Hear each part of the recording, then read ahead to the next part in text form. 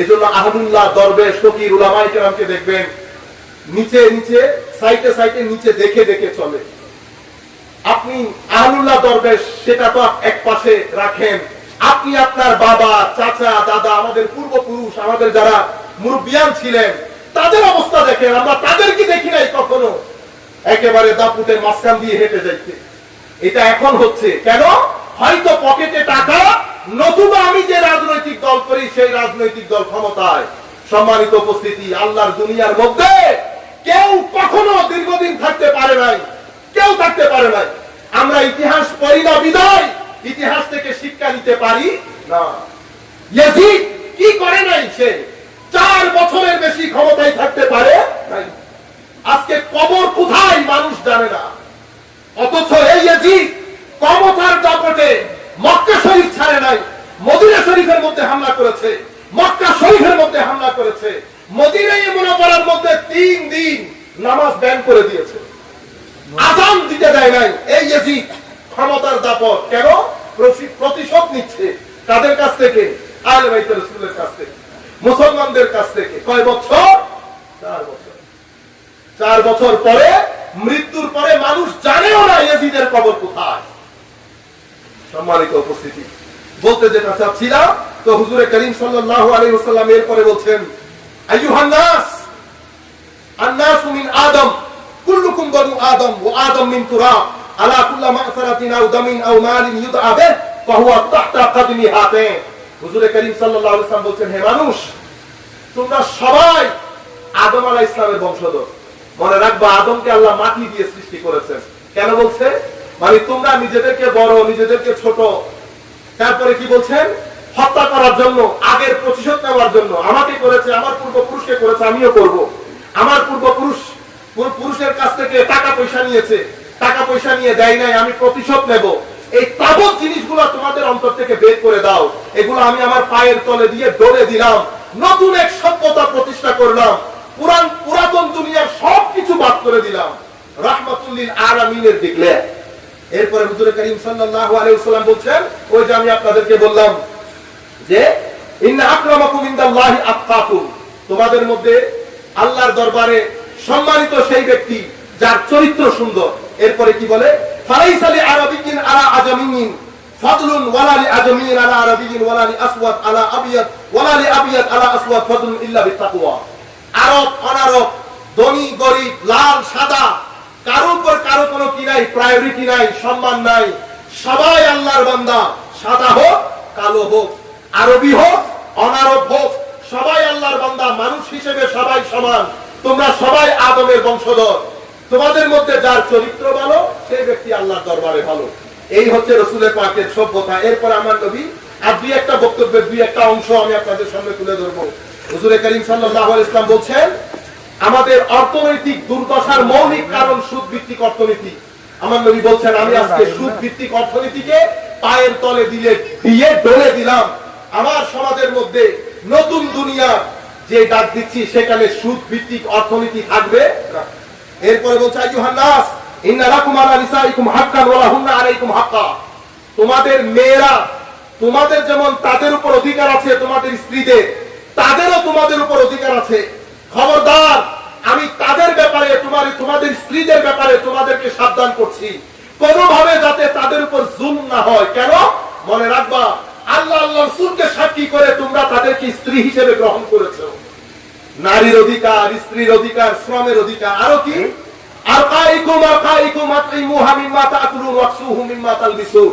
আমার নবী বলছে, তোমাদের তত্ত্বাবধানে যারা থাকে, হতে পারে তোমাদের ড্রাইভার, হতে পারে তোমাদের ঘরের চাকর চাকরানি, তোমাদের দাস দাসী, আমি তাদের ব্যাপারেও তোমাদেরকে সতর্ক করছি, যা খাবে তা খাওয়াবে, যা পড়বে তা পড়াবে।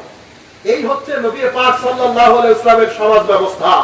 এমন একটা দারুণ সমাজ প্রতিষ্ঠা করে আমার নবী দুনিয়া থেকে চলে যাওয়ার আগে বলছেন, তো আমার এই দারুণ সভ্যতার গায়ে প্রথম কালিমা লেপে দেবে উমাইয়া বংশের কিছু ইম্যাচিওর ছেলেপুলে।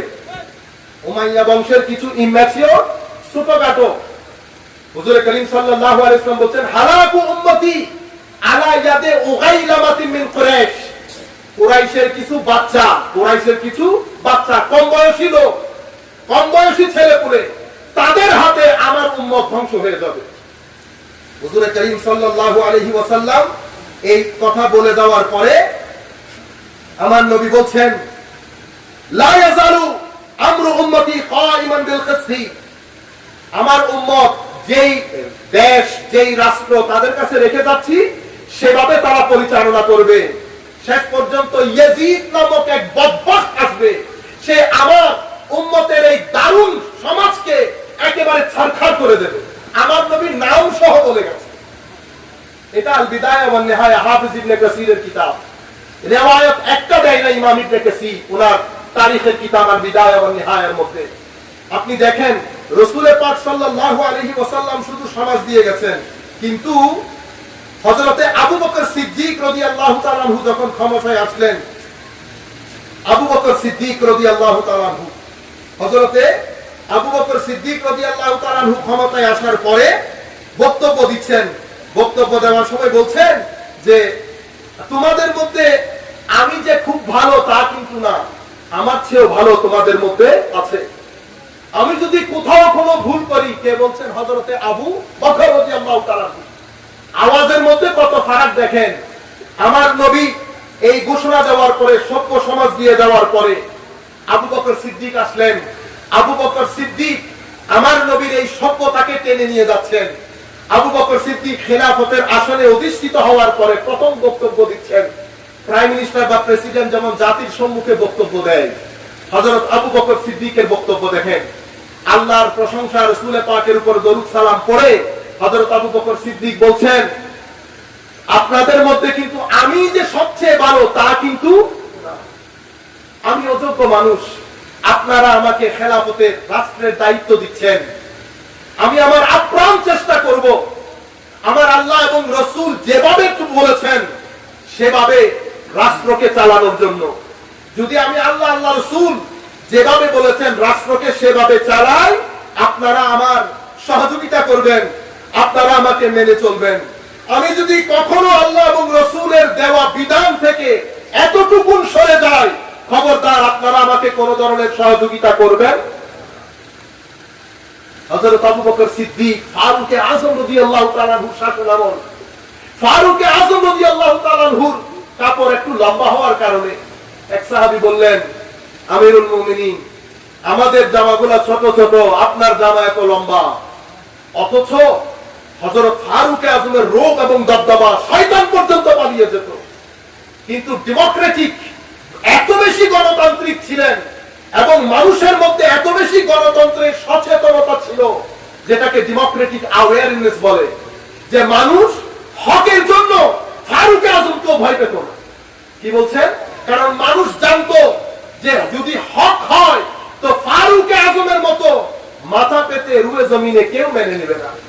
ফারুক আযম এবং এমনিতে রোগ এবং দবদবা, কিন্তু হকের কথা হলে, গণতান্ত্রিক কোন ব্যাপার হলে ফারুক আযম একেবারে নমনীয় হয়ে যায়। ফারুক আযমকে প্রশ্ন করার পরে ওনার ছেলে হযরত আব্দুল্লাহ ইবনে ওমর রাদিয়াল্লাহু তাআলা আনহু বললেন, না, আমার বাবার যে অংশ সেটা আমার বাবার কাছে আছে, আমার অংশটাও আমার বাবাকে দিয়ে দিয়েছি, বিধান দুইজনের কাপড় একসাথে সেলাই করেছে, সেই কারণে আমার বাবারটা লম্বা, আপনাদেরটা একটু শর্ট। এমন রাষ্ট্র দিয়ে গেছে, এমন সাহাবায়ে কেরাম তৈরি করেছেন। আসলো ইয়াজিদ, আসলো ইয়াজিদ। শরাব, অশ্লীলতা, এমন কোন ফালতু কাজ নাই তার সমাজে কেউ করতো না। আল্লাহ এবং রাসূলের হুদুদ, সীমা লঙ্ঘন একেবারে নিত্য নৈমিত্তিক ব্যাপার। যে কোনো ইতিহাসের বই পড়েন, আল বিদায়া ওয়ান নিহায়া, বা যে কোনো একটা ইতিহাসের বই তুলেন, আপনি যখন ইয়াজিদের চরিত্রের বিশ্লেষণ ওগুলা পড়বেন, তো আপনি পাবেন ম্যাক্সিমাম রিওয়ায়াত হচ্ছে সেই শরাবী ছিল, ম্যাক্সিমাম রিওয়ায়াত করবে সে অশ্লীলতার মধ্যে নিমজ্জিত ছিল, ম্যাক্সিমাম রিওয়ায়াত করবে সে হুদুদে শরঈয়া, আল্লাহ এবং আল্লাহ রাসূলের হক ক্রস করতেন, সীমা লঙ্ঘন করতেন। তো যেহেতু সত্যতা যেটা রাসূল পাক দিয়ে গেছেন, আবু বকর সিদ্দিক, ফারুক আযম, উসমান গনি, হযরত আলী ইবনে আবি তালিব দিন রাত একত্র করে যে সভ্যতার হেফাজত করেছেন, আমার নবী ইঙ্গিত দিয়ে গেছেন যে আমার এই সভ্যতার গায়ে কালিমা লেপে দেবে প্রথম কুরাইশ উমাইয়ার কিছু নওজোয়ান নসল, আরেক রিওয়ায়াতের আরো অসংখ্য রিওয়ায়াতের মধ্যে আমার নবী নামও বলে দিয়েছেন যে ইয়াজিদ নামক এক ব্যক্তি এসে আমার উম্মতকে ধ্বংস করে দেবে, আমার উম্মতকে ধ্বংস করে দেবে। ইয়াজিদ যখন ক্ষমতার মধ্যে অধিষ্ঠিত হলো, স্বাভাবিকভাবে সেই জানতো যে মক্কা শরীফ মদিনা শরীফের লোক, কারণ তার মতো এত অযোগ্য লোককে সেও জানতো যে ইমামে হুসাইন মেনে নেবে। সে মদিনা শরীফের মধ্যে লোক পাঠিয়ে, তার গভর্নরের কাছে লোক পাঠিয়ে, হযরত ওয়ালিদের কাছে লোক পাঠিয়ে তাদের খেলাফত, তাদের তাড়াতাড়ি বায়াত গ্রহণ করো যে আমাকে মেনে নাও, আমাকে মেনে নাও। ওনারা মেনে নেন নাই। এরপরে অত্যাচারের স্টিম রোলার শুরু। ওদিক থেকে কুফাবাসী হযরত ইমাম হুসাইন রাদিয়াল্লাহু তাআলা, এগুলো কারবালার ইতিহাস অসংখ্যবার আপনারা শুনেছেন। বাকি কারবালার ময়দানে যেই কিয়ামতের সুগরা যেভাবে হত্যা করা হয়েছে, হযরত ইমাম বুখারী শরীফের মধ্যে হযরত আনাস বিন মালিকের রওয়ায়াত বর্ণনা করেছেন যে যখন হযরত হুসাইন ইবনে আলী, হযরত হুসাইন রাদিয়াল্লাহু তাআলা মস্তক মুবারক একটা তস্তের মধ্যে দিয়ে উবাইদুল্লাহ ইবনে জিয়াদের দরবারে পেশ করা হলো, আহা, ওখানে ওই ছড়ি দিয়ে হযরত রাসূল হযরত ইমাম হুসাইনের জিহ্বা মুবারক এবং ঠোঁট মুবারকের মধ্যে আঘাত করছে, আর ইমামে হুসাইনের সৌন্দর্য নিয়ে বিভিন্ন ধরনের ঠাট্টা মশকারি করছে মুসলমানের দল। আমরা এখন অনেকেই আমরা কি করি, এই যারা ইয়াজিদকে বাঁচানোর জন্য, ইয়াজিদকে রাদিয়াল্লাহু তাআলা আনহু বলার জন্য, ইয়াজিদকে মরহুম বলার জন্য, ইয়াজিদকে উপরে তোলার জন্য উঠে পড়ে লেগে যায়। অথচ পবিত্র কোরআনের মধ্যে আমার আল্লাহ বলছেন, ইন্নাল্লাযীনা ইউযুনা আল্লাহ ওয়া রাসূলা, নিশ্চয়ই যারা আল্লাহ এবং রাসূলকে কষ্ট দেয়, লানাহুমুল্লাহু ফিদ দুনিয়া ওয়াল আখিরাহ ওয়া আ'আদ্দা লাহুম আযাবাম মুহিনা, নিশ্চয়ই যারা আল্লাহ এবং রাসূলকে কষ্ট দেয় তাদের উপর আল্লাহ এবং ফেরেশতাদের লানত, দুনিয়াতে লানত, আখিরাতে আযাবুম মুবিন। তো দুনিয়াতে এখন আল্লাহ এবং রাসূলকে কষ্ট দেয়, এই আল্লাহকে কি আপনি কষ্ট দিতে পারবেন? আল্লাহকে কষ্ট দেওয়া কারো পক্ষে সম্ভব? সম্ভব না। কষ্ট মেন্টাল টর্চার কে বলে, মেন্টাল টর্চার। কেউ আমাদের মধ্যে কেউ কি আল্লাহকে মেন্টালি টর্চার করতে পারবে? পারবে না। তো মাওলা তোমার কষ্ট কি? আমার হাবিবের কষ্ট আমার কষ্ট। যা কিছু আমার নবীকে কষ্ট দেয়, প্রত্যেক কিছু আমি আল্লাহকেও কষ্ট দেয়। তো আমার নবীর কষ্ট আমার কষ্ট। তো আমার নবী সাল্লাল্লাহু আলাইহি ওয়াসাল্লাম কি কি জিনিসে কষ্ট পান?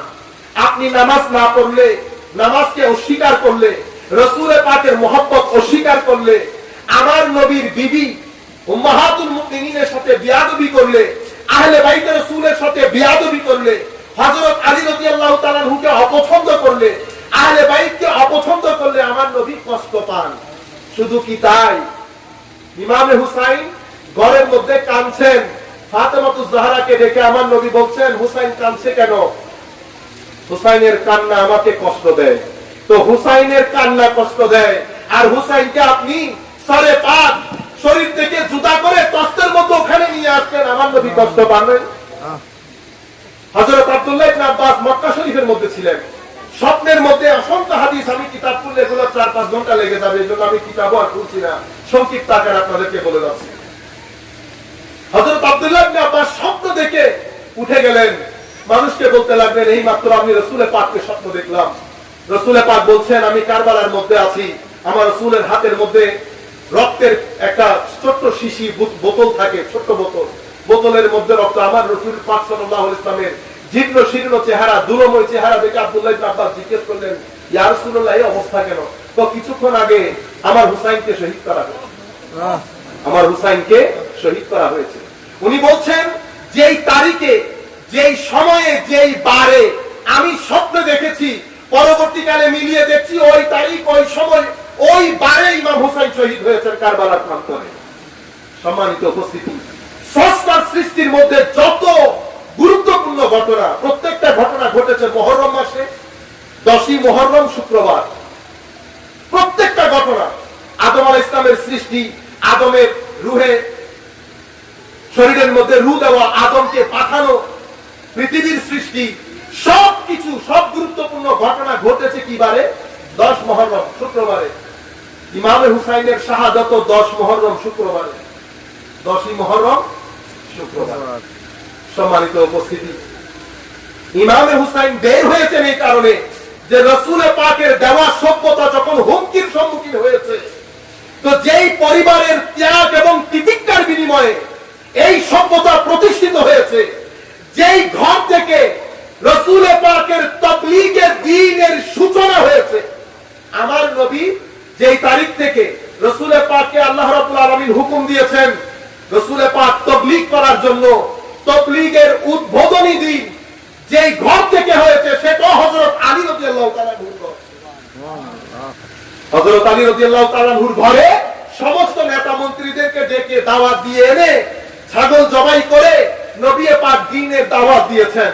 তো যেই ঘর থেকে দ্বীনের দাওয়াত দিয়েছে এবং যেই ঘর ত্যাগ তিতিক্ষার পাহাড় বয়ে দিয়েছে যেই সভ্যতার জন্য, সেই সভ্যতার গায়ে ইয়াজিদ মালউন যখন কালিমা লেপন করছিলেন, ইমাম হুসাইনের পক্ষে বসে থাকা সম্ভব ছিল না। ইমাম হুসাইন রাদিয়াল্লাহু তাআলা আনহু আমার নবীর এই সভ্যতাকে বাঁচানোর জন্য মদিনা শরীফ থেকে আহলে বাইত রাসূলের এক বড় গ্রুপ নিয়ে কুফা অভিমুখে রওনা হয়। কারণ কুফার লোকরা বলছে আমরা ইয়াজিদের হাতে বায়াত গ্রহণ করতে পারি না। যেই সভ্যতার আলো জ্বালানোর জন্য রাসূল পাকের পরে আবু বকর সিদ্দিক আফদালুন নাস বাদাল আম্বিয়া, আম্বিয়ায়ে কেরামের পরে সবচেয়ে উত্তম মানুষ যিনি হাত ধরেছেন, যেই সভ্যতার রশি ফারুক আজমের মতো ব্যক্তি টেনেছেন, যেই সভ্যতার রশি উসমান ইবনে আফফানের মতো ব্যক্তি হেফাজত করেছেন, যেই সভ্যতাকে আলী ইবনে আবি তালিবের মতো ব্যক্তিত্ব, যাকে আমার নবীর জ্ঞানের শহরের দরজা বলেছেন, এমন ব্যক্তি যেই সভ্যতার চৌকিদার ছিলেন, যেই সভ্যতা ইমামে হাসান রক্ষা করেছেন, সেই সভ্যতার গায়ে ইয়াজিদকে কালিমা লেপন করতে দিয়ে ইমাম হুসাইন মদিনা শরীফে বসে ঘুমাবে, এটা কারো কখনো কল্পনাতেও আসে?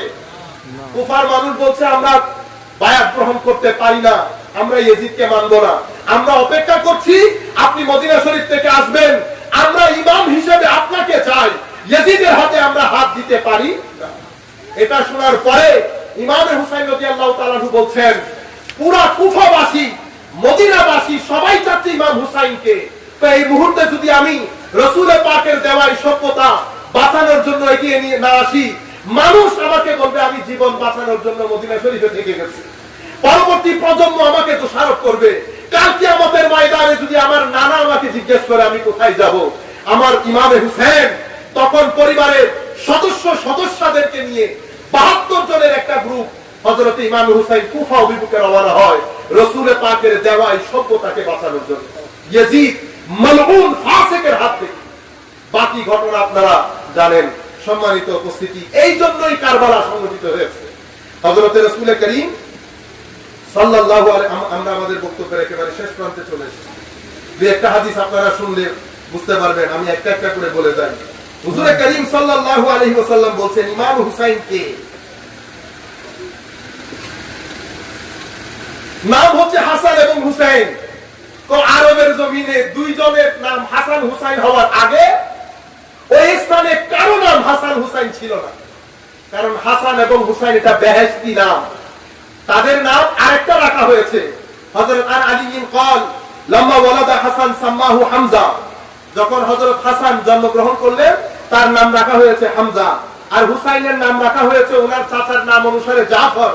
قال فدعاني رسول الله صلى الله عليه وسلم وقال اني امرت ان اغير اسم هذين فقلت الله ورسوله اعلم فسماهما حسنا وحسينا।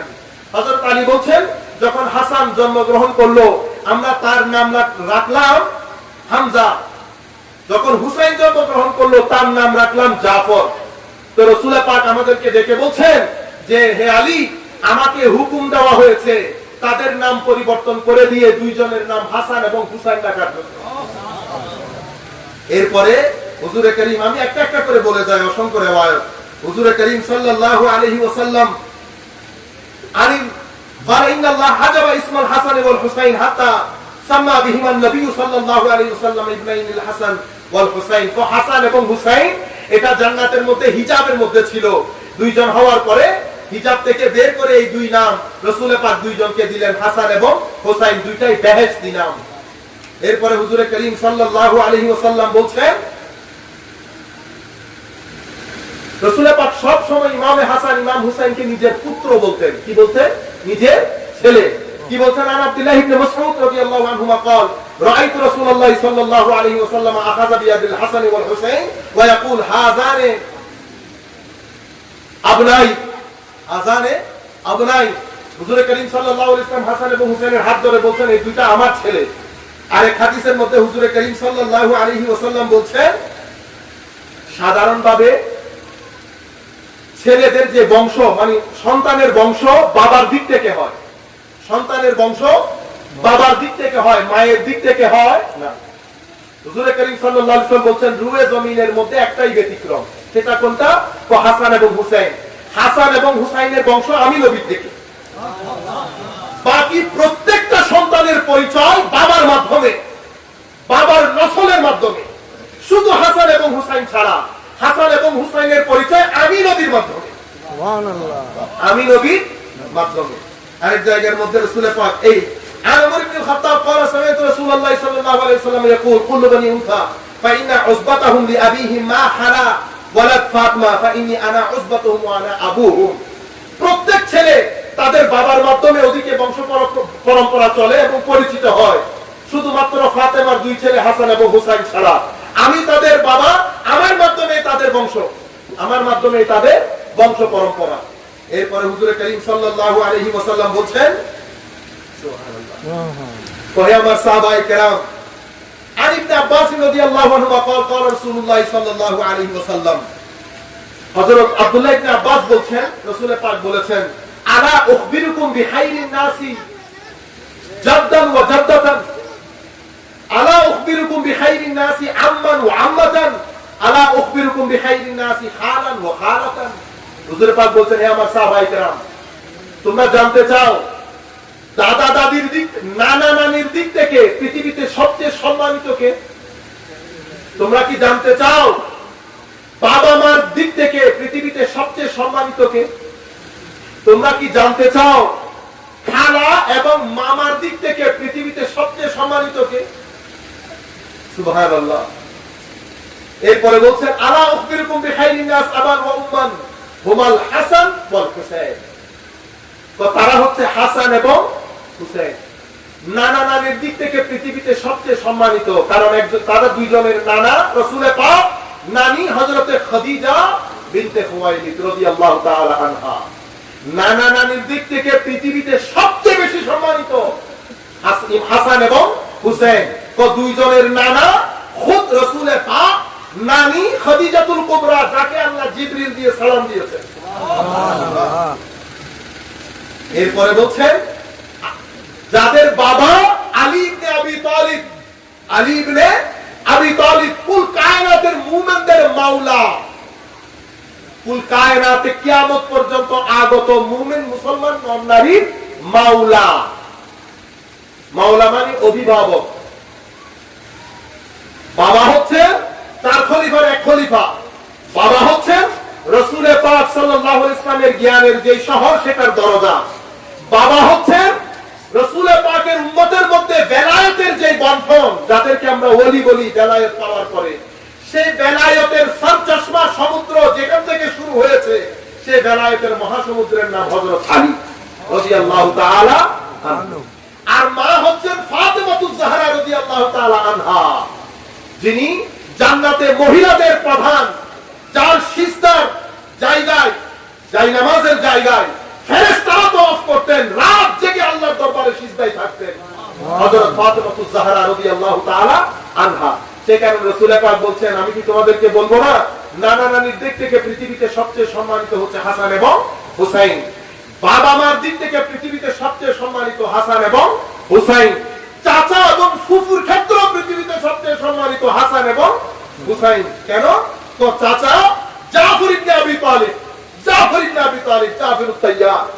এরপরে ফুফু হচ্ছেন হযরত উম্মে হানি রাদিয়াল্লাহু তাআলা আনহা।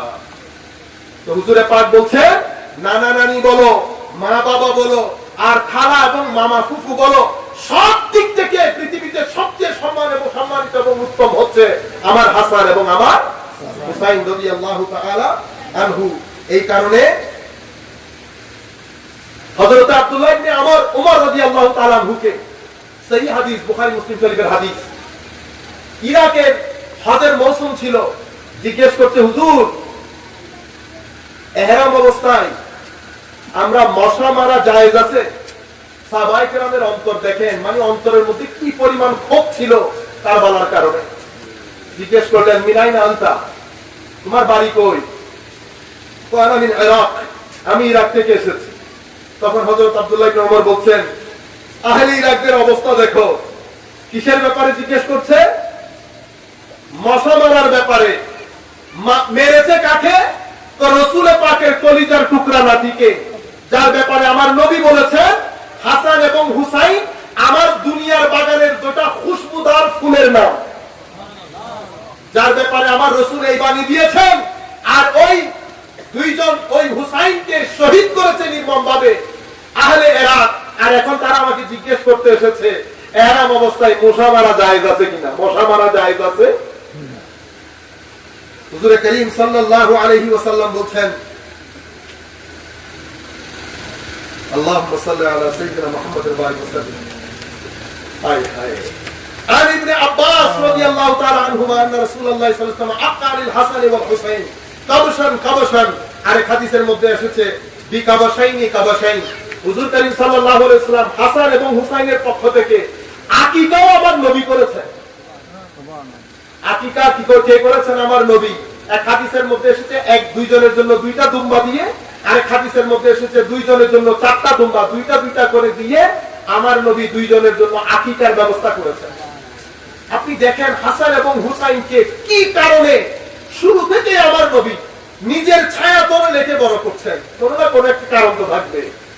কারণ হাসান এবং হুসাইন মুসলমানদের ঈমানকে রক্ষা করবে। সেই কারণে ইমাম হাসান এবং ইমাম হুসাইনকে রাসূল পাক নবুয়তের ছায়ায় রেখে পালন করছেন। এরপরে হুজুরে করিম আরেক হযরত আলী বর্ণনা করছেন যে হযরতে হাসান চেহারা মুবারক থেকে একটু পর্যন্ত দেখতে পুরা রাসূল পাক। তো কেউ যদি চায় যে গলা থেকে চেহারায় একদম পর্যন্ত রাসূল পাককে দেখে অন্তরকে শান্তি করতে, তার উচিত হবে হযরত হাসানের একটু থেকে একটু পর্যন্ত দেখা। হাসান এবং হুসাইন মিলে দুইজন অবিকল রাসূল পাক। একজন গলা থেকে চেহারায় একদম পর্যন্ত, আরেকজন গলা থেকে নিচ পর্যন্ত বডি স্ট্রাকচার পুরো রাসূল পাক। হাসান এবং হুসাইন বডি স্ট্রাকচারের দিক থেকে দুইজন পুরো রাসূল পাক। আশবাহ বি রাসূলিল্লাহি সাল্লাল্লাহু আলাইহি ওয়াসাল্লাম, yani completely resemble of the Rasulullah sallallahu alayhi wa sallam with the physical structure of the Rasulullah sallallahu alayhi wa sallam. শুধু কি ফিজিক্যাল স্ট্রাকচার? হযরতে ফাতেমাতুজ জাহরা আসছেন, ইয়া রাসূলুল্লাহ আমাদেরকে একটু, আপনি দুনিয়া থেকে চলে যাবেন, একটু ওয়ারাসাত আমাদের জন্য কিছু একটা রেখে যান। হযরত রাসূল পাক বললেন, আমার হাসান আমার পার্সোনালিটির মধ্যে যে একটা দবদবা রো, হেভি ওয়েট পার্সোনালিটি, সেটাও পাবে, সাথে সাথে আমার বাহাদুরিও পাবে হাসান। হুসাইনের মধ্যে বীরত্ব থাকবে, হুসাইনের মধ্যে সাহস এবং বীরত্ব, জেনারসিটির দিক থেকে আমার ওয়ারাসাত হুসাইন পাবে। অর্থাৎ চরিত্রের দিক থেকেও দুইজন রাসূল পাক, ফিজিক্যাল স্ট্রাকচারের ক্ষেত্রেও দুইজন রাসূল পাকের মতো ছিল। এজন্য হযরত আলী বিন খাল আল হুসাইন আশবাহ বিরাসূলিল্লাহি সাল্লাল্লাহু আলাইহি ওয়াসাল্লাম মা বাইনা আস-সাদর ইলা আর-রাস ওয়াল হুসাইন আশবাহ বিন নবী সাল্লাল্লাহু আলাইহি ওয়াসাল্লাম মা কানা আসফাল মিন যালিক। হুজুর করিম সাল্লাল্লাহু আলাইহি ওয়াসাল্লাম এরপরে আওসাফ, ওই যে আমি বললাম আপনাদেরকে ফাতেমাতুজ জাহরা আসলেন, আম্মাল হুসাইন ফালাহু হাইবাতি ওয়া সুদদি ওয়া আম্মাল হুসাইন ফালাহু জুরআতি ওয়া জুদি। যেটা আমি আপনাদেরকে বলেছি, বীরত্ব বলেন, সাহস বলেন, হেভি ওয়েট পার্সোনালিটি বলেন, দুইজনই আমার এই পার্সোনালিটি, আমার এই চরিত্রগুলো তাদের মধ্যে ওয়ারাসাত হিসেবে যাবে। এরপরে হুজুর করিম সাল্লাল্লাহু আলাইহি ওয়াসাল্লাম বলছেন, আমার হাসান এবং আমার হুসাইন সাইয়্যিদা শাবাবে আহলিল জান্নাহ। এই হাদিস শুধু এক দুইজন রওয়ায়াত করেন, হযরত আবু সাঈদ খুদরি রওয়ায়াত করেছেন, হযরত হুযায়ফা রওয়ায়াত করেছেন, হযরত আলী রওয়ায়াত করেছেন, হযরত আনাস বিন মালিক রওয়ায়াত করেছেন, ওমর ইবনে খাত্তাব রওয়ায়াত করেছেন, আব্দুল্লাহ ইবনে মাসউদ রওয়ায়াত করেছেন। সমস্ত সাহাবায়ে কেরাম, জলিলুল কদর সাহাবী, সবাই রওয়ায়াত করছে যে হাসান এবং হুসাইন সাইয়্যিদা শাবাবে আহলিল জান্নাহ, জান্নাতের সর্দার, জান্নাতের যুবকদের সর্দার হবে আমার হাসান এবং হুসাইন। আর কি ফজিলতের ক্ষেত্রে আপনি যদি ইয়াজিদ মালউনকে এনে হাসান এবং হুসাইনের সাথে দুইজনকে সাহেবজাদা বলেন, শাহজাদা বলেন। আমাদের এখন ইন্ডিয়ার মধ্যে কিছুদিন আগে ইংরেজিতে বক্তব্য দেয় এক বক্তা বলছে দুইজনই নাকি শাহজাদা, ইয়াজিদও শাহজাদা, হযরতে ইমামে হুসাইনও শাহজাদা।